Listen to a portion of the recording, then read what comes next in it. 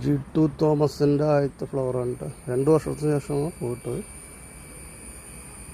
G2 Thomas എങ്ങനെയാണ് അതിൻ്റെ ഫ്രൂട്ടിൻ്റെ ഇതൊന്നും അറിയില്ല. ഇത് ക്രോസ് പോളിനേഷനാണെന്നാണ് മനസ്സിലാക്കുന്നത്. ക്രോസ് പോളിനേഷൻ ചെയ്യാനായിട്ട് ചെയ്യണം. കുറച്ച് പൊടി ഞാൻ എടുത്ത് വെച്ചിട്ടുണ്ട്. എടുത്ത് വെച്ചിട്ട് ഇട്ട് നോക്കാം.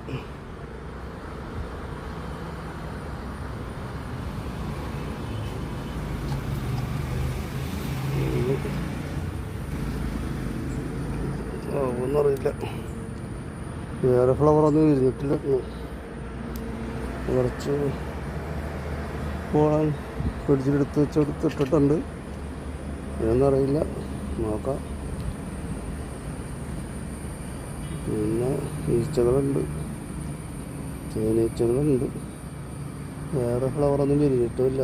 ഇത് G2 തോമസ് മാത്രമേ വിരിഞ്ഞിട്ടുള്ളൂ. അതുകൊണ്ട് അതിൻ്റെ ഒന്നും അറിയാൻ വയ്യ. G2 തോമസിന് വേറൊരു മുട്ടും കൂടി ഉള്ളൂ. അധികം ഫ്രൂട്ടിങ് ഇല്ല ഇന്നും. അധികം ഇത് കുറവാണ്.